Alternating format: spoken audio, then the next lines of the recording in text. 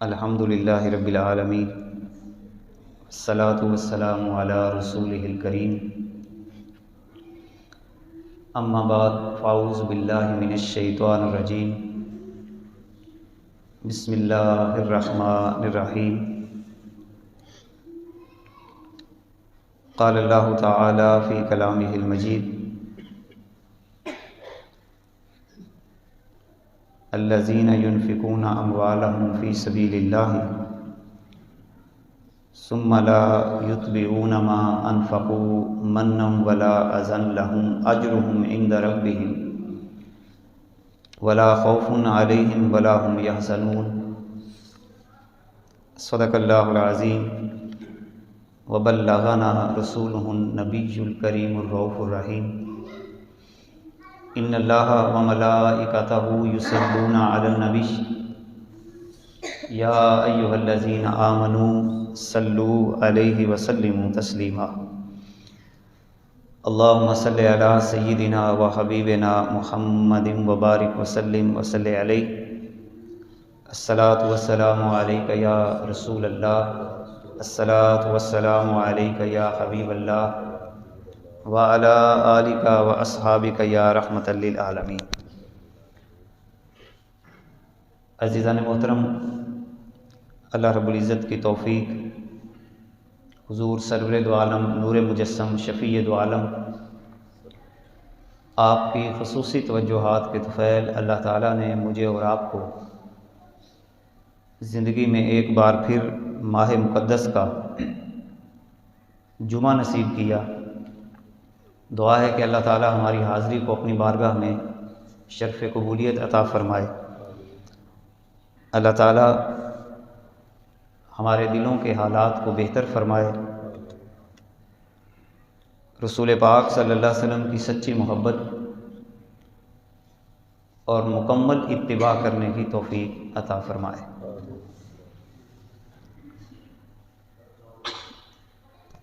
آج کا ہمارا عنوان سورہ البقرہ کے تقریباً 2 رکوعوں کا خلاصہ ہے، جس میں اللہ تعالیٰ نے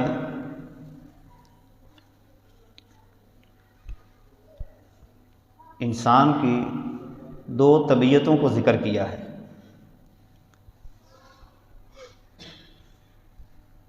ایک طبیعت مثبت کردار ادا کرتی ہے اور ایک طبیعت منفی کردار ادا کرتی ہے، اور ان دونوں کا تعلق انسان کی معاشی زندگی کے ساتھ ہے۔ لوگوں پہ خرچ کرنا، تجارت کرنا، خرچ کس طرح کرتا ہے بندہ، خرچ کرنے کے بعد اس کا رویہ کیا ہوتا ہے، اور اس رویے کے بعد اللہ تعالیٰ نے ان لوگوں کا ذکر کیا جو مال و دولت کے حریص اور پجاری ہوتے ہیں، مختلف قسم کے ہیلوں اور بہانوں سے کسی نہ کسی طرح سودی نظام کے اندر اپنے آپ کو مبتلا کرتے ہیں۔ دنیا کی چمک کو دیکھ کر بہت جلد امیر ہونے کی خواہش، ایک دوسرے سے مال و دولت کی دوڑ میں آگے بڑھنے کا رویہ، ان تمام چیزوں کے جو اثرات ہیں انسان کی طبیعت پر اور بالخصوص مسلمان کی طبیعت پر کیا مرتب ہوتے ہیں، آج کی ہماری اس نشست کے اندر ان موضوعات کے اوپر سرسری سی گفتگو ہوگی، کیونکہ یہ بات واضح ہے کہ اللہ تعالیٰ نے جو نظام ہمیں عطا کیا ہے دین اسلام کا، یہ انسانی ترقی کا ایک جامع نظام ہے۔ اللہ تعالیٰ نے یہ مرتب کیا انسانوں کے لیے، اور 2 چیزیں انسان کے ساتھ انتہائی اہمیت کی حامل ہیں، اور 2 بنیادی دائرے سمجھ لیں کہ جو انسان کی ترقی کے لیے انتہائی ضروری ہیں۔ ایک ہے تہذیب نفس، یعنی انسان کا معاشرے کے اندر مثبت کردار کیا ہے، ایک یہ حیثیت ہے، اور دوسری حیثیت انسان کی کیا ہے کہ سیاست ملی کے طور پر کہ پوری قوم کے اندر اس کا کردار کیا ہے۔ جب تک یہ دو دائرے قرآن و سنت کی روشنی میں کسی بھی شخص کے پورے نہیں ہوتے، وہ اللہ تعالیٰ کی بارگاہ میں کامیاب انسان نہیں کہلایا کرتا۔ اب اس کو اگر ایک اور رویے سے دیکھا جائے تو دو رویے ہیں، ایک داخلی تہذیب، یعنی میں معاشرے کے اندر کیا کرتا ہوں اور کس مقام پہ کھڑا ہوں، اپنا جائزہ لینا، میری سوچ کیا ہے، میری فکر کیا ہے، میرا رویہ کیسا ہے، لوگوں کے ساتھ میرے معاملات کیسے ہیں، گھر کے اندر کیسے رہتا ہوں، تجارت کیسے کرتا ہوں، میرا ذاتی معاملہ۔ دوسرے نمبر پہ خارجی معاملات کا جائزہ لینا۔ شریعت اسلامیہ نے ان دونوں دائروں کے لیے قرآن و سنت کے اندر ہمیں کامل اور اکمل رہنمائی عطا فرمائی ہے۔ یعنی ایسا نہیں ہے کہ ایک شخص اگر اپنی انفرادی اصلاح چاہتا ہے تو اسے رہنمائی نہ ملے، اور ایک شخص اگر اپنی معاشی، سیاسی اور ملی اصلاح چاہتا ہے تو اسے رہنمائی نہ ملے۔ ہر طرح کی رہنمائی اللہ تعالیٰ نے قرآن مقدس کے اندر ہمیں عطا فرمائی ہے۔ دو رویوں کا ذکر کیا ہے اللہ تعالیٰ نے سورہ البقرہ کے اندر، جس کا آغاز مثل الذین ينفقون اموالهم فی سبیل اللہ سے ہوتا ہے، کہ اللہ تعالیٰ نے صحابہ کرام کو سود کے نظام کو بیان کرنے سے پہلے مال کے خرچ کرنے کا تصور دیا ہے۔ صحابہ کرام نے اس انداز کو پھر اتنے حسین انداز میں نبھایا کہ جب اللہ تعالیٰ نے لوگوں پہ خرچ کرنے کا جذبہ پیدا کیا صحابہ کرام کے اندر،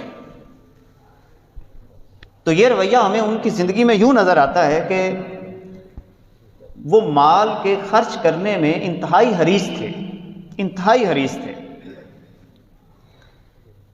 یعنی جہاں پر ان کا بس چلتا وہ اپنا مال لوگوں پہ خرچ کرتے، غرباء پہ خرچ کرتے، یتامہ پہ خرچ کرتے، ضرورت مندوں پہ خرچ کرتے، حتیٰ کہ اللہ تعالیٰ نے قرآن مقدس کے اندر صحابہ کرام رضوان اللہ علیہم اجمعین کی باقاعدہ اس بات کی گواہی دی وَيُؤْثِرُونَ عَلَىٰ أَنفُسِهِمْ وَلَوْ كَانَ بِهِمْ خَصَاصَةٌ، کہ اگر انہیں ذاتی ضرورت بھی ہوتی تو وہ کیا کیا کرتے، دوسروں کی ضرورت کو ترجیح دیا کرتے تھے۔ یہی وجہ ہے کہ اللہ تعالیٰ نے سب سے پہلے تو باقاعدہ طور پر حکم عطا فرمایا، اور حکم بھی اس انداز کے ساتھ فرمایا یا ایھا الذین آمنوا انفقوا من طیبات ما کسبتم ومما اخرجنا لکم من الارض، اے ایمان والو خرچ کرو اس پاکیزہ کمائی سے جو تم نے کمائی ہے، پاکیزہ کمائی۔ اب اس کا ایک مفہوم تو یہ ہوا کہ اللہ تعالیٰ ہمیں پاکیزہ کمائی سے خرچ کرنے کا حکم عطا فرما رہا ہے۔ اب پاکیزہ کمائی کون سی ہوگی؟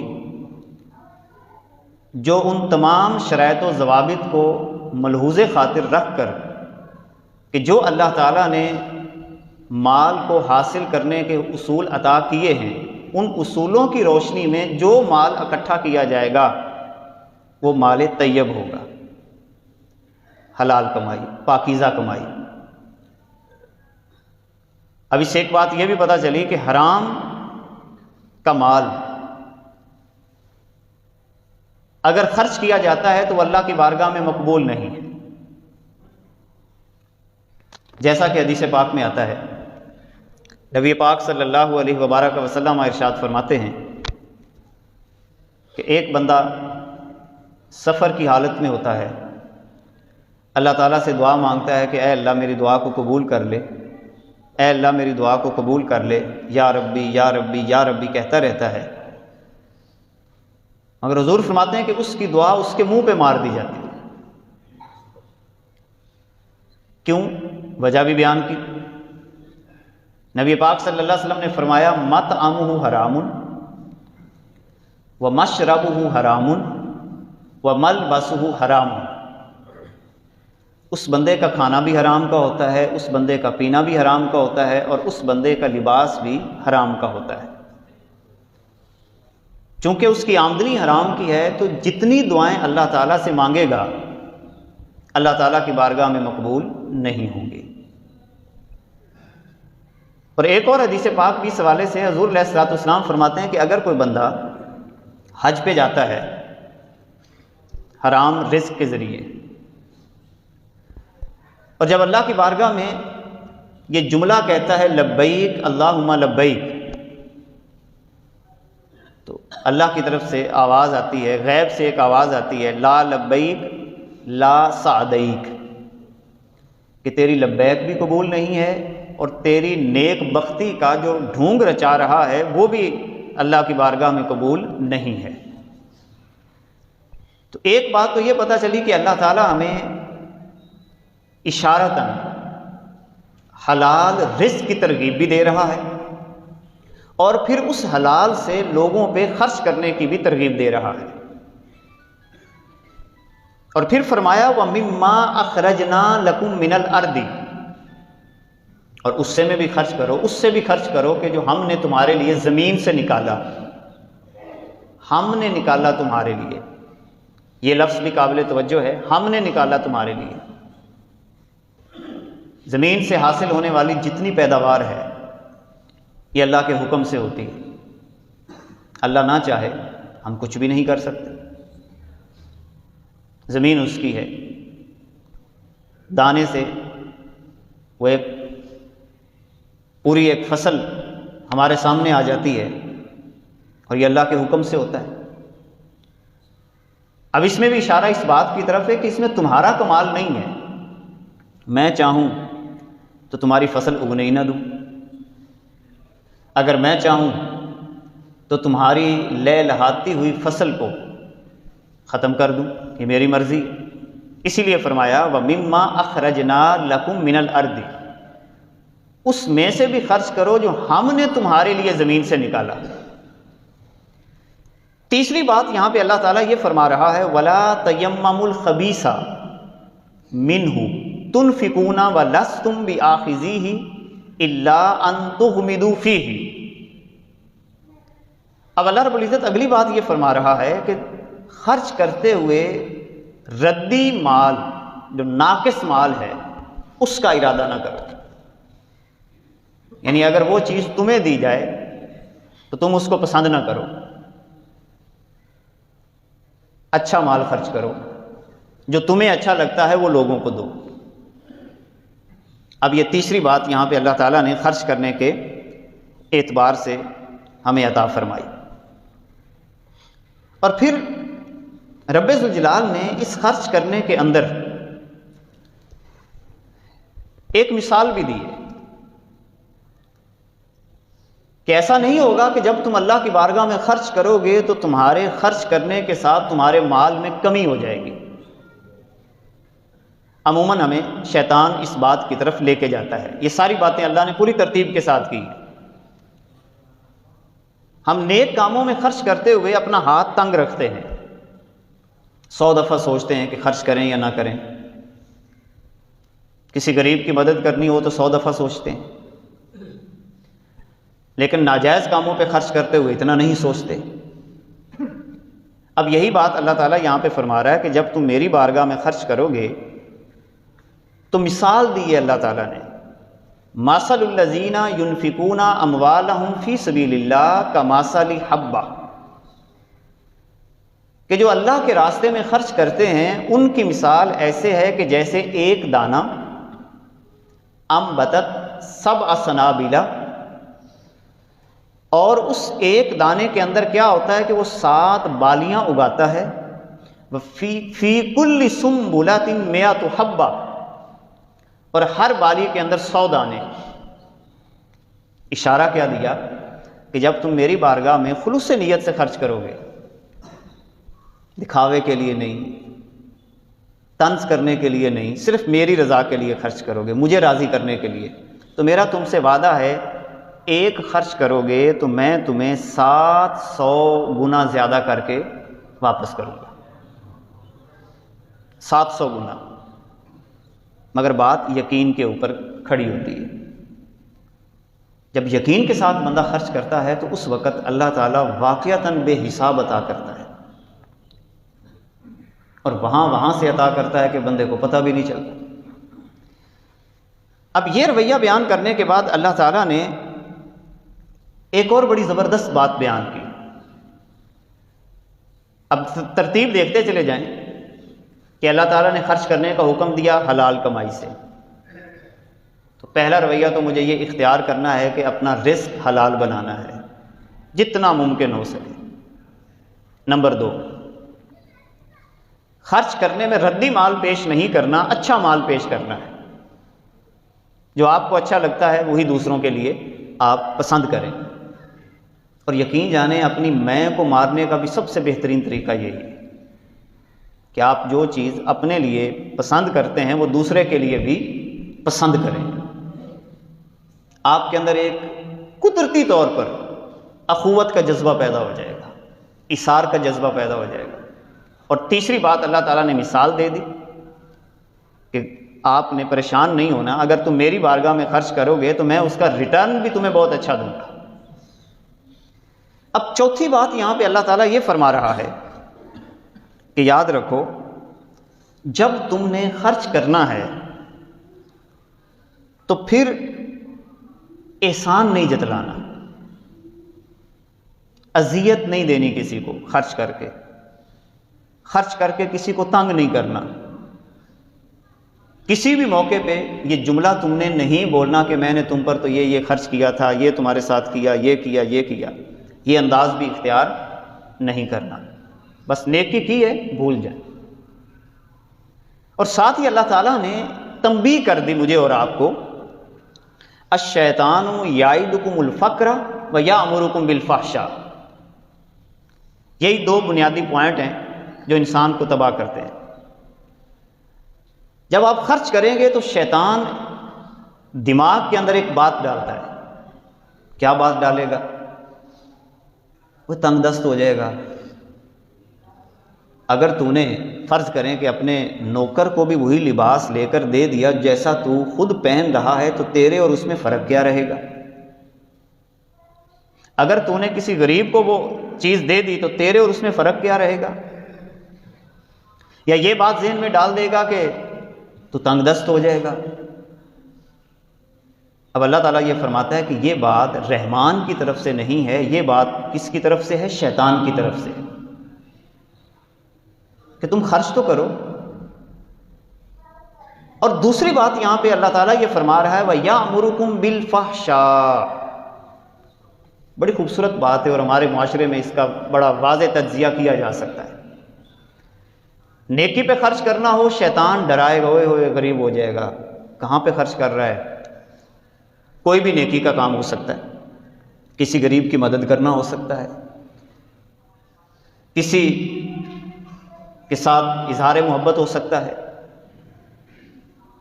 فی سبیل اللہ خرچ کرنا ہے آپ نے، مسجد کے اوپر، حرمین شریفین کے سفر کے اوپر آپ نے خرچ کرنا ہے تو 100 دفعہ عمرہ کرے گا تیرا 3-4 لاکھ لگ جائے گا. کیا کرنا ہے؟ چکر ہی لگا کے آنا، اس کی بجائے تو کاروبار کر لے، ایک زمین کا حصہ اور خریدے. حج فرض ہو گیا ہے، اور حج فرض ہونے کے باوجود شیطان یہ بات ذہن میں ڈال رہے ہو حج کرے گا تو تیرا 12-13-14 لاکھ لگے گا، تو پھر تیرا پیچھے کیا بنے گا؟ اب یہ باتیں اصل میں کس کی طرف سے آ رہی ہیں؟ شیطان کی طرف سے. جبکہ رحمان کا نمائندہ نبی پاک صلی اللہ علیہ وسلم فرماتے ہیں تابعوا بین الحج والعمرہ، حج اور عمرے لگاتار کرو حضور فرماتے ہیں اللہ کا وعدہ ہے کہ وہ تمہیں گناہوں سے بھی ستھرا کر دے گا اور وہاں سے رزق عطا کرے گا جہاں سے تمہارا وہم و گمان بھی نہیں۔ اور دوسری بات جو بالکل مقابل میں اللہ نے بیان کی، وَيَأْمُرُكُمْ بِالْفَحْشَاءِ، اب ذرا جائزہ لیجئے، نیکی پہ آپ خرچ کریں گے شیطان ڈرائے گا، لیکن فحاشی اس کے اوپر جب آپ اور میں خرچ کریں گے تو خرچ کرتے چلے جائیں گے۔ اب ادھر کوئی توجہ نہیں ہوگی، کسی رقاصہ پہ پیسہ پھینکنا ہو تو پھینکتا چلا جائے گا، کسی گلوکار پہ پیسہ پھینکنا ہو تو پھینکتا چلا جائے گا، مگر نیکی کے کام کی طرف توجہ نہیں ہوگی۔ لیکن ساتھ ہی اللہ تعالیٰ فرماتا ہے وَاللَّهُ يَعِدُكُمْ مَغْفِرَةً مِّنْهُ، اللہ تم سے وعدہ کرتا ہے بخشش کا، وَفَضْلًا، اور فضل کا وعدہ کرتا ہے، اور اللہ تو فضل والا ہے، اور جس سے ہم کہتے ہیں نا جس پہ اللہ کا بڑا فضل ہے، جس پہ اللہ کا فضل ہو جائے اس کو کسی شے کی پھر کمی نہیں رہتی۔ اور ساتھ ہی اللہ نے فرمایا واللہ واسع علیم، اللہ کنجوس نہیں ہے، جب تم اس کی بارگاہ میں دیتے چلے جاؤ گے وہ وسعت والا بھی ہے اور تمہارے خرچ کرنے کو جانتا بھی ہے، وہ سب کچھ جانتا ہے۔ اب یہ رویہ بیان کرنے کے بعد ایک اور بات اللہ تعالیٰ نے بڑی کمال کی فرمائی، وَمَا أَنفَقْتُم مِّن نَفَقَةٍ أَوْ نَذَرْتُم مِّن نَذْرٍ فَإِنَّ اللَّهَ يَعْلَمُهُ، جو کچھ بھی تم خرچ کرتے ہو، جو کچھ بھی تم نے خرچ کیا یا تم نے منت مانی، اللہ اس کو جانتا ہے۔ وَمَا لِلظَّالِمِينَ مِنْ أَنصَارٍ، ظالموں کا کوئی مددگار نہیں ہوتا۔ اب اگلا رویہ اللہ تعالیٰ نے کیا فرمایا کہ کہیں یہ نہ سمجھ لینا کہ اگر تم خرچ کرو گے تو اللہ پر احسان کرو گے۔ فرمایا وَمَا تُنْفِقُوا مِنْ خَيْرٍ فَلِأَنفُسِكُمْ، جو کچھ بھی تم خرچ کرو گے وہ اپنے لیے کرو گے، وہ کسی پہ احسان نہیں کرو گے، اپنا بھلا ہے تمہارا اس میں۔ اور یقین جانیں سب سے بڑا فائدہ انسان کو خرچ کرنے کا یہ ہوتا ہے کہ انسان کی طبیعت میں شائستگی آ جاتی ہے۔ آپ کر کے دیکھیں، جہاں پہ خرچ کرنا بنتا ہو وہاں پہ کریں، والدین کو تحفہ دیں، بہن بھائیوں کو تحفہ دیں، اعزاء اقربا کے اندر جن کے پاس گزر اوقات اتنا اچھا نہیں ہے تو بتانے کی ضرورت نہیں ہے، جتنا آپ کو توفیق ہے آپ محبت سے ان کے گھر جائیں اور پیار سے تحفے دے کے آئیں، رقم کی شکل میں، اناج کی شکل میں یا کسی اور شکل میں۔ آپ جتنا یہ انداز اختیار کرتے چلے جائیں گے آپ کی طبیعت کے اندر اللہ تعالیٰ شائستگی پیدا کرتا چلا جائے گا، اندر کو سکون ملے گا، آپ کے بہت سارے بوجھ اللہ تعالیٰ اتار دے گا، یقین جانے اتنے بوجھ اتارے گا کہ آپ حیران ہوتے چلے جائیں گے۔ اور پھر اس کے بعد یہ رویہ بیان کرنے کے بعد اللہ تعالیٰ نے ایک اور بات بھی بیان کی، وہ یہ کہا کہ سفید پوش لوگوں کو تلاش کرو، یعنی وہ افراد جو کسی سے مانگتے نہیں ہیں، اور ان کے حالات تم معلوم کرو۔ فرمایا لا یستطیعون ضربا فی الارض یحسبهم الجاہل اغنیاء من التعفف تعرفهم بسیماہم لا یسألون الناس الحافا۔ فرمایا کہ ان لوگوں پہ خرچ کرو جو سفید پوش ہیں، جو لوگوں سے لپٹ کر نہیں مانگتے، وہ اپنی عزت نفس کی بھی حفاظت کرتے ہیں، اور ان کی ظاہری حالت تمہیں یہ محسوس ہوتی ہے کہ یہ تو بڑے اچھے ہیں، مگر حقیقت یہ ہوتی ہے کہ ان کے گھر کے اندر بڑی تنگی ہوتی ہے۔ اللہ تعالیٰ فرماتا ہے کہ یہاں پر خرچ کرنا تمہارے لیے اور بہتر ہے، ایسے افراد پہ خرچ کرو۔ اب یہ ایک ترتیب آ گئی۔ اب اس کے بعد اللہ تعالیٰ نے یہ ساری ترتیب بیان کرنے کے بعد ان انسان کا ایک رویہ بیان کر دیا خرچ کرنے کا۔ اب اس کے بعد اللہ تعالیٰ سود کے نظام کے اوپر گفتگو فرما رہا ہے۔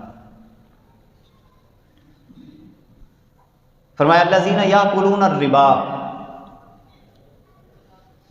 وہ لوگ جو سود کھاتے ہیں، اب یہاں پر کھانے کا ذکر ہوا،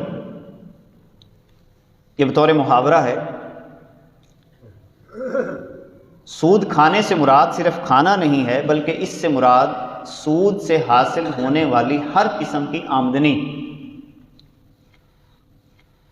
اور جہاں پر بھی اسے خرچ کیا جائے، کھانے پہ خرچ کیا جائے، پینے پہ خرچ کیا جائے، لباس پہ خرچ کیا جائے، چاہے وہ خیرات پہ خرچ کیا جائے، یعنی کوئی بندہ بھی جو سود سے اپنی رقم کو حاصل کرتا ہے یا سودی نظام کے اندر مبتلا ہے، اللہ تعالیٰ نے سود خور شخص جو ہے اس کی مثال دی ہے کہ اس کا دماغ پاگل کی طرح ہوتا ہے۔ لا یقومون الا کما یقوم الذی یتخبطہ الشیطان،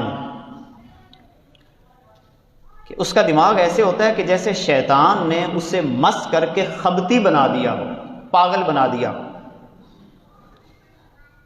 اب خبتی بندہ جو ہوتا ہے اس کا سٹائل کیا ہوتا ہے؟ خبتی بندے کا سٹائل یہ ہوتا ہے کہ بس جو اس کے دماغ میں آئے وہ کہتا ہے میں نے کرنا ہے۔ یہی وجہ ہے سودی نظام کے متعلق جتنے بھی افراد آپ کو معاشرے میں ملیں گے ان کی طبیعت کے اندر خبط پایا جاتا ہے، وہ دوسروں کو پاگل کہتے ہیں۔ اور آج کل ہماری نوجوان نسل کو سرمایہ دارانہ نظام نے بری طرح اس چنگل میں پھنسایا ہوا ہے، اور آج کی گفتگو بنیادی طور پر ایک تو عام ہمارا سودی نظام جو بینکوں کا ہے وہ بھی ہے، اس کے علاوہ اگر کوئی انفرادی طور پر سود پہ کاروبار کرتا ہے وہ بھی ہے، مختلف قسم کے ہیلوں اور بہانوں سے اس نظام کے اندر نوجوانوں کو جکڑا جا رہا ہے۔ جلد امیر بنانے کی خواہش یہ انسان کو پاگل کرتی ہے، کثرت مال انسان کو پاگل کرتا ہے، مختلف قسم کے کاروبار جن میں جس کا آغاز پہلے تو انڈیا سے ہوا تھا، نیٹ ورک مارکیٹنگ کا، ہمارے ہاں اس نے مختلف شکلیں اختیار کی۔ پہلے اس کا نام گولڈ مائن انٹرنیشنل تھا GMI کے نام سے، پھر ٹائمز کا آپ نے بڑا سنا ہوگا، آج سے کچھ سال پہلے اس کا بڑا عروج رہا نیٹ ورک مارکیٹنگ کا۔ پھر اس کے بعد اور اس نے مختلف شیپ اختیار کی، اب چلتے چلتے یہ جاوا کی شکل ہے یا اس کے علاوہ اور شکلوں کے اندر یہ ہماری نوجوان نسل اس کے اندر باقاعدہ طور پر آگے بڑھ رہی ہے۔ اب دیکھیں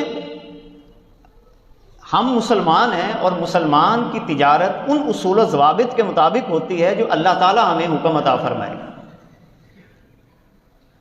ہم نے یہ نہیں دیکھنا کہ پیسہ کتنا آ رہا ہے، لاکھوں آئے، کروڑوں آئے، اربوں آئے، دنیا جہان کی ساری دولت قدموں میں آ جائے، جس روپے پر، جس پیسے پر، جس زمین پر اللہ اور اس کے رسول کی مہر نہیں لگی ہوئی وہ میرے کسی کھاتے کی نہیں ہے،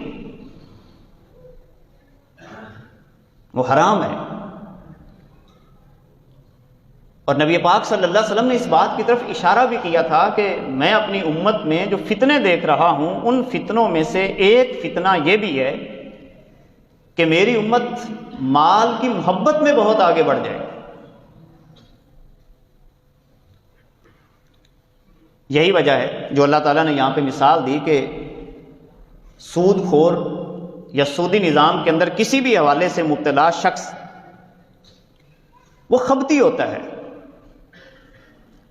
اب دیکھیں پہلی بات تو یہ ہے کہ آپ جو سودا طے کر رہے ہیں کیا وہ بھی شرعی طور پر درست ہے یا نہیں ہے، نفع لینا یا نہ لینا تو یہ بات کی بات ہے۔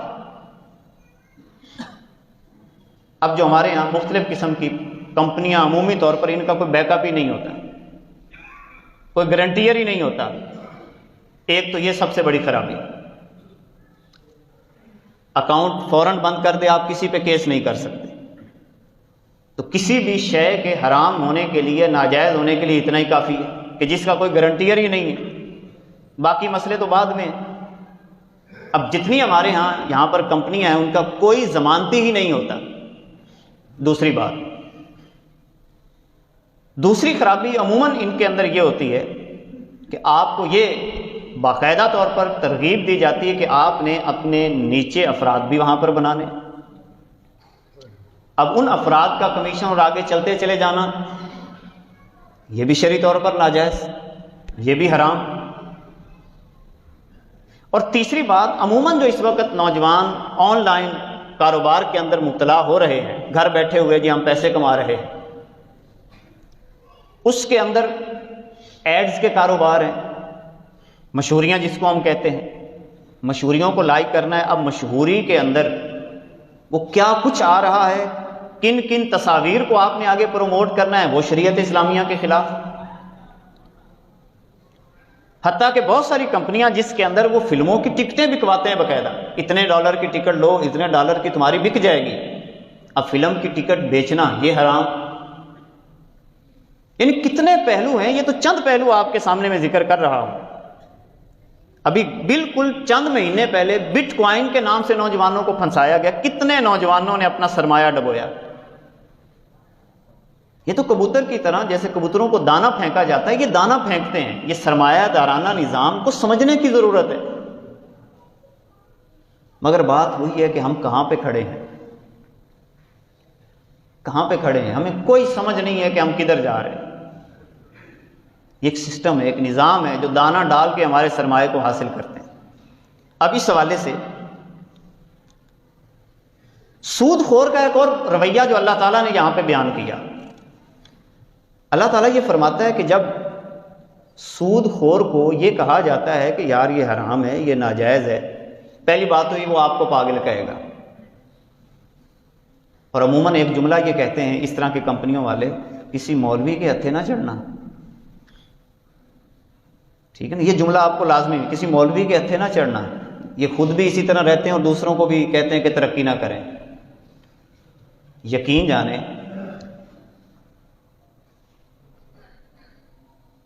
تمام ڈگریوں والے، کسی نے ایم ایس سی کیا ہوگا، کسی نے بی ایس سی کیا ہوگا، کوئی کسی ڈگری انجینئر ہوگا، آپ معاشرے میں اس کی مردم شماری کر لیں،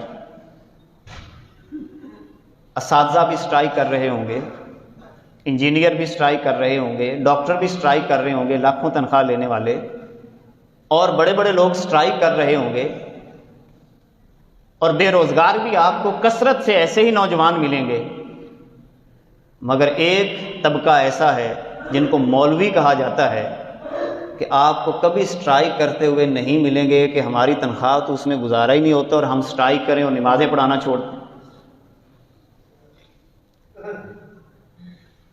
اصل میں جو شیطان کی ایک وار ہے کہ وہ نفسیاتی طور پر سود خور کے ذہن کے اندر یہ بات ڈالتا ہے جو قرآن مقدس میں اللہ تعالیٰ نے فرمائی انما البیع مثل الربا۔ یہ کیا کہے گا، دیکھو جی بیع بھی تو سود کی طرح ہی ہوتی ہے نا، بیع بھی یعنی تجارت بھی تو سود کی طرح ہی ہوتی ہے۔ جی وہ کیسے؟ دیکھو جی یہ موبائل آپ نے 500 کا خریدا، 550 کا بیچ رہے ہیں، تو اس میں بھی تو پیسہ بڑا ہے۔ تو ہم اگر ایسا رویہ اختیار کر لیں کہ جس کے اندر اتنے پیسے ہم وہاں پہ انسٹالمنٹ کریں اور اتنے وہاں پہ آ جائیں، تو یہ اسی طرح ہی ہے۔ اب اصل میں اس ناسمجھی کی طرف اللہ تعالیٰ نے قرآن مقدس کے اندر اشارہ کیا، وَأَحَلَّ اللَّهُ الْبَيْعَ وَحَرَّمَ الرِّبَا۔ اللہ تعالیٰ نے بیع یعنی تجارت کو حلال قرار دیا ہے اور سود کو حرام قرار دیا ہے۔ زمانہ رسالت میں بھی کچھ بیوع تجارت کو کہتے ہیں، سودے کو کہتے ہیں، لفظ ذہن میں رکھ لیں، بیوع بیع کی جمع ہے، بیع کا مطلب تجارت اور بیوع اس کی جمع ہے۔ زمانہ رسالت کے اندر بھی مختلف قسم کی بیوع ہوتی تھی جو کہ ناجائز تھی۔ مثال کے طور پر حضور کے زمانے میں بیع محاکلہ ہوتی تھی، بیع مزامنہ۔ محاکلہ بیع کے خشک گندم جو گھر میں پڑی ہوتی، اس کے بدلے میں جو گندم ابھی خوشوں میں ہے اس کے بدلے میں تجارت کرنا، اللہ کے نبی نے اسے منع فرما دیا۔ تر کھجوریں جو کھجور کے درخت کے اوپر لگی ہوتی اور نیچے جو چھوارے ہوتے، ان کی آپس میں بیع کی جاتی، حضور علیہ السلام نے منع کر دیا۔ اب یہ سمجھتے تھے کہ چونکہ ہم یہ بھی تجارت کرتے ہیں جو کہ ناجائز تجارت تھی، اس ناجائز تجارت پر قیاس کرتے ہوئے انہوں نے سود کو بھی جائز قرار دینے کی کوشش کی۔ اسی لیے اللہ تعالیٰ نے فرمایا کہ اللہ نے بیع کو حلال کیا ہے اور سود کو حرام قرار دیا ہے۔ اور یہ بات ذہن میں رکھیں کہ کسی بھی معاشرے کے اندر بیع، اس کو شریعت اسلامیہ پروموٹ کرتی ہے۔ تجارت اچھا شعبہ ہے، اس کو اختیار کیا جائے، مگر اس کے بھی باقاعدہ اصول و ضوابط مقرر کر دیے۔ اب سیاست ملی کے لیے، جس کو سیاست ملی کہا جاتا ہے کہ پوری قوم کس طرح اللہ اور اس کے رسول کے قوانین کی روشنی میں ترقی کر سکتی ہے، اس کے لیے ضروری ہے کہ تجارت کے اندر حقوق باقاعدہ مساوی ہوں، بائع کے بھی حقوق اور مشتری یعنی بیچنے والا اور خریدنے والا دونوں کے حقوق مساوی ہوں، کوئی کسی پہ ظلم اور زیادتی نہ کرے۔ یہی وجہ ہے کہ رشوت کو حرام قرار دیا گیا، اسی لیے حرام قرار دیا گیا کہ اس میں ایک طرف زیادتی کا پہلو ہوتا ہے، اس لیے حرام قرار دے دیا گیا۔ اور یہ بات بھی واضح ہے کہ ہمارا ٹوٹل عالمی نظام اس وقت جو معاشی نظام مرتب ہو چکا ہے وہ سب طاغوتی نظام ہے، ربا پہ مبنی ہے، سود پہ مبنی ہے۔ اور آپ حیران ہوں گے اتنے سال گزرنے کے باوجود بھی ہم اپنی باقاعدہ کوئی مالیاتی پالیسی نہیں بنا سکے۔ کیوں؟ جتنے افراد یہاں پہ بیٹھے ہیں، نوجوان بھی بیٹھے ہیں، کم از کم ایم اے بی اے بیٹھے ہیں یہاں پر، کبھی آپ نے اپنا مالیاتی نظام بھی پڑھا کہ ہمارا مالیاتی نظام کون سا ہے؟ اس کو بھی جاننے کی کوشش نہیں کی، کیونکہ ہمیں الجھایا ہی اس طریقے سے گیا ہے تعلیمی نظام کے ذریعے کہ یہ لوگ اس طرف آئیں نہ۔ ہم اگر اپنی ابتدا کی بات کریں تو سب سے پہلے جب سودی نظام کا آغاز پاکستان کے اندر ہوتا ہے، اور سب سے پہلے ہمارے وزیر خزانہ غلام محمد، جب بینکنگ کا نظام پاکستان میں بنایا جانے لگا تو سب سے پہلے ٹریننگ کے لیے غلام محمد کو امریکہ بھیجا گیا ٹریننگ کے لیے کہ وہاں سے ٹریننگ حاصل کرو۔ پوری ٹریننگ مل گئی۔ اب امریکہ نے ایک شرط لگا دی کہ ہم اس وقت تک آپ کی مدد نہیں کر سکتے کہ جب تک آپ سارا کا سارا مالیاتی نظام ہمارے بتائے ہوئے اصولوں کے مطابق نہیں چلائیں گے۔ اور آج تک وہی نظام چل رہا ہے۔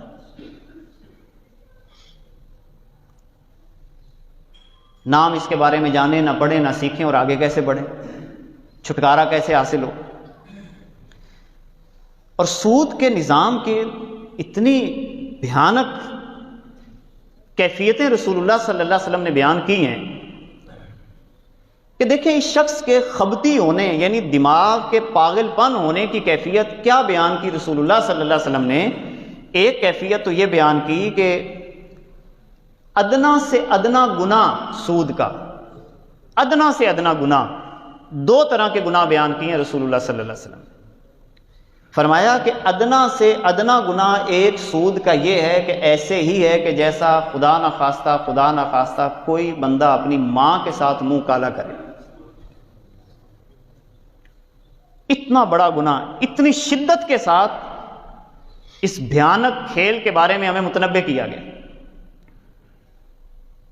دوسری بات رسول اللہ صلی اللہ علیہ وسلم نے فرمائی کہ اس کا ادنا گناہ یہ ہے کہ کوئی بندہ اپنے بھائی کی عزت کے ساتھ کھیلے۔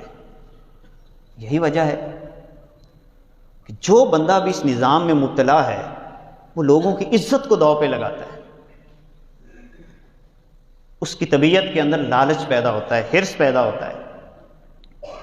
آپ دیکھیں سرمایہ دارانہ نظام جو ہے اس نے ہماری عزتوں کے ساتھ کیسے کیسے کھیلا ہے اس پورے سسٹم نے.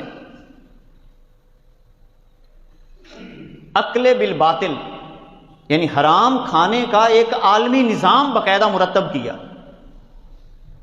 اب اس کی آپ کئی مثالیں یہاں پر دے سکتے ہیں کہ ہمیں کس طرح مفلوج کیا جاتا ہے. صرف ہمارے نظام زراعت کو ہی لے لیں. ایک ذمہ دار محنت کش 5-6 مہینے لگاتا ہے گندم کو حاصل کرنے کے لیے. 5-6 مہینے زمین بھی تیار ذمہ دار کرتا ہے, حال یہ چلاتا ہے, پانی کا انتظام گرمی سردی کا خیال رکھے بغیر یہ جان اٹکی ہوتی ہے زمین کے اوپر. اور پھر اس کے بعد 40-50-60 من یہ وہاں سے پیداوار ایوریج حاصل کرتا ہے 5-6 مہینے لگا کے. اب اس پورے نظام کے اندر کھاد کا ریٹ سرمایہ دار کی مرضی سے. اب دیکھیں ذمہ دار کی اس کی مرضی اس میں ہے کوئی مرضی نہیں. ذرا غور کریں, وہ جو 5-6 مہینے اس نے زمین پہ لگائے ہیں, کھاد سرمایہ دار کے مرضی کا ریٹ, ان کی مرضی کا ریٹ نہیں بنے گا تو سٹاک ہو جائے گی, پھر بلیک میں بکے گی, ذمہ دار نے لینی ہی لینی. سپرے ان کی مرضی کے, ادویات ان کی مرضی کی. جب یہ سارا کچھ کر کے ایک ذمہ دار 5-6 مہینے کے بعد بیچارہ 40-50-60 من گندم حاصل کرتا ہے تو اب اس کا ریٹ بھی سرمایہ دار کی مرضی سے. تو یہ ظلم نہیں ہے تو اور کیا ہے؟ اور اس نے ایک لمحے کے اندر اپنے آفس میں بیٹھ کر ایسا نظام مرتب کیا کہ آپ ہاتھ ملتے رہ جاتے ہیں. جب یہ نظام اس نے مرتب کر لیا تو اب اس نے ایک اگلا نظام آپ کو دے دیا. ذمہ دار مجبور ہو گیا. میں صرف ایک مثال دینا چاہ رہا ہوں اس پورے سسٹم کی. ذمہ دار مجبور ہو گیا, پیداوار تھوڑی آتی ہے. اب اس نے کیا کیا, ایک ایسی تجارت ہمیں شروع کروا دی کہ جس کے اندر کوئی پروڈکٹ پیدا ہی نہ ہو. اصول یہ ہوتا ہے کسی بھی قوم کی ترقی کا, یہ اصول رکھیں ذہن میں, کسی بھی قوم کی ترقی کا, کسی بھی علاقے کی ترقی کا کہ وہاں سے چیزیں برآمد ہوں, پیداوار بڑھے, جنس بڑھے اور وہ دوسرے علاقوں میں برآمد ہو. اس پیداوار سے حاصل ہو کر کچھ فیکٹریاں لگیں جو مین چیزوں کی ہوتی ہیں, اناج کے حوالے سے ہوں, کپڑے کے حوالے سے ہوں, روئی کے حوالے سے ہوں. ذمہ دار کو مجبور کر کے ایک نیا سسٹم دیا کہ کالونیاں بناؤ. ہماری زرخیز زمینیں جو پروڈکشن دے رہی تھی, ذمہ دار مجبور کر دیا اب کالونیاں بناؤ. جب کالونیاں بن گئیں تو اس سے حاصل کیا ہو رہا ہے؟ کچھ بھی نہیں, مکان ہی بن رہے ہیں نا, اینٹیں لگ رہی ہیں. پیداوار کون سی حاصل ہو رہی ہے؟ کبھی غور کیا؟ یعنی ہماری زرخیز زمینیں, یہ جو عالمی سرمایہ دارانہ نظام کھائے جا رہا ہے. اگر یہ بنانی تھیں تو ویران علاقوں میں جا کے بناتے. ہماری جتنی بڑی بڑی کالونیاں ہیں سرمایہ داروں نے بنائی ہیں, یہ کہاں پہ بنائی؟ جو زرخیز زمینیں کھائی جا رہے ہیں, کھائی جا رہے ہیں. ان سے پروڈکشن کیا ہے؟ کچھ بھی نہیں ہے. یہ ہے وہ حرص اور لالچ کا نظام جس نے ہماری نوجوان نسل کو تباہ کیا. بس پیسہ آنا چاہیے, پیسہ آنا چاہیے, پیسہ آنا چاہیے. ہمارا ہی پانی, مقامی پانی, ذرا غور کریں, ایک اور مثال دیتا چلا جاؤں. پانی ہماری زمین سے نکلا, پہلے پانی کو انہوں نے خود گندا کیا. اس سرمایہ, اس کی ایک پوری تاریخ ہے کیسے گندا کیا. یہی پانی ہم پیتے تھے, ہم تو کھالے سے پانی پی لیتے تھے, صاف شفاف پانی. اس سرمایہ دارانہ نظام نے پانی کو بھی گندا کیا, اور پھر ہمارا ہی پانی, جو 1 لیٹر پانی وہ ہمیں 100 روپے میں, 150 روپے میں ہمارا ہی پانی ہمیں بیچا جا رہا ہے. اس سے بڑی اور معیشت کی تباہی کیا ہو سکتی؟ لہذا یہ ساری باتیں میں اس لیے آپ کے سامنے آج کر رہا ہوں, نوجوان نسل کو خصوصی طور پر, بڑوں کو بھی, کہ اپنے اندر چند باتیں پیدا کر لیں، چند باتیں صرف۔ پہلی بات اپنی طبیعت میں یہ پیدا کریں کہ اپنے اندر سے لالچ ختم کریں۔ یہ لالچ انسان کو مارتا ہے۔ جلد امیر بننے کا نسخہ آپ نے دیکھو، یہ جاوا والے اور وہ اپنے سٹیٹس لگا رہے ہوتے ہیں آج میں نے اتنے ڈالر کما لیے، وہ دوسرا کہتا ہے اچھا یار میں ساری دیہڑی وہ کام کرتا رہا کہ، اور یہاں پر ایک مثال بھی بڑی زبردست میں آپ کو بتاؤں، ایک ڈاکٹر بننے میں کتنی دیر لگتی، یہ ایک باقاعدہ ایک ڈاکٹر نے لکھا اپنی ڈائری میں، ایک خاتون ڈاکٹر نے، کہتے میں ڈاکٹر بنی، پیسہ لگا، خواتین کے مرض کی ڈاکٹر بنی، اتنا پیسہ لگا، اتنا پیسہ لگا۔ اب اس کی شادی تھی، شادی کے موقع پہ وہ کسی بیوٹی پارلر میں، جیسے ہماری خواتین عموماً جاتی، بیوٹی پارلر میں چلی گئی، اور وہاں پر وہ آدھا گھنٹہ یا پونا گھنٹہ میک اپ کے اوپر جو بھی لگا، اور اس کا بل بنا 70,000 کم از کم، اس نے لکھا کہ اتنا بل بنا۔ کہتے میں سر پکڑ کے بیٹھ گئی کہ میں نے اتنا پیسہ لگایا ہے اور ڈاکٹر بنی ہوں، اور میں اتنے نہیں کماتی، اس کی بجائے میں یہی میک اپ کرنے والی بن جاتی، پیسہ ہی کمانا ہے۔ اب دو چیزیں جو قرآن میں اللہ نے بیان کی نا، فحاشی، یہ انسان کے دماغ کو برباد کرتی ہے۔ تو ایک تو اپنی طبیعت سے حرص، لالچ یہ ختم کریں، جو قدرتی نظام ہے اس کے مطابق کمانے کی کوشش کریں، تھوڑا بھی آ جائے گا نا اس میں برکت ہو۔ اسی لیے اللہ تعالیٰ نے یہاں قرآن میں فرما دیا ہے کہ سود میں برکت کوئی نہیں ہوتی، حرام میں برکت ہو ہی نہیں سکتی، جتنا کما لو حرام آخر حرام، اور حلال کا 1 روپیہ بھی انسان کو قوت عطا فرماتا ہے۔ اور دوسری بات، فحاشی سے اپنے آپ کو محفوظ رکھیں۔ یہ نوجوان نسل، بڑے چھوٹے، یہ دو باتیں صرف اپنی زندگی کا حصہ بنا لیں۔ 100 گلاں تے سرے تے گنڈ، لالچ ختم کر دیں، کسی بھی شے کا لالچ، اللہ کی ذات پہ بھروسہ کریں۔ نمبر 2، فحاشی، بے حیائی، اس سے اپنے آپ کو محفوظ کریں۔ آپ دیکھیے گا انشاءاللہ تعالیٰ کہ جتنے نوجوان میں، دوبارہ مجھے معلوم ہوا کہ ہمارے گاؤں کے بہت سارے افراد اس جاوا کے اندر آگے بڑھ رہے ہیں۔ جی کون سا کاروبار؟ جی آن لائن کاروبار۔ بھی پہلے دیکھو تو صحیح حلال ہے یا حرام ہے۔ صحابہ کرام جب بھی کوئی کام کرنے لگتے پہلے رسول اللہ صلی اللہ علیہ وسلم سے پوچھا کرتے تھے کہ یا رسول اللہ یہ کام کروں یا نہ کروں، اور ہم بغیر پوچھے بڑھتے چلے جا رہے ہیں، جی میں نے آج اتنے ڈالر لگا دیے، اتنے ڈالر لگا دیے، پھر اتنا کما لیا، پھر دیکھو تو صحیح کس چیز پہ لگا رہے ہو، فلموں کی ٹکٹیں بیچ رہے ہو۔ یہ کام آپ نے آخر میں کرنا تھا۔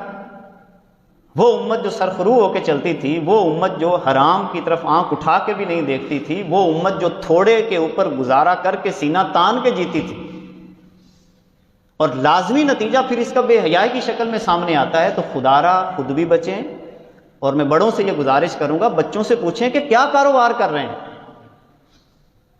جی میرا بیٹا آن لائن کاروبار کرتا ہے، بس بڑے خوش ہو گئے، جی میرا بیٹا آن لائن کاروبار کر رہا ہے جی آج کل۔ تو کیا آن لائن کاروبار کر رہے ہیں؟ ہاں یہ ذہن میں رکھیں، کچھ جواز کی بھی چیزیں ہیں، وہ سیکھیں پھر باقاعدہ اگر آپ کرنا چاہتے ہیں۔ میں ایک مثال دے کر گفتگو کو ختم کرتا ہوں تاکہ یہ بھی ذہن میں نہ آئے کہ ہر ہی حرام ہے۔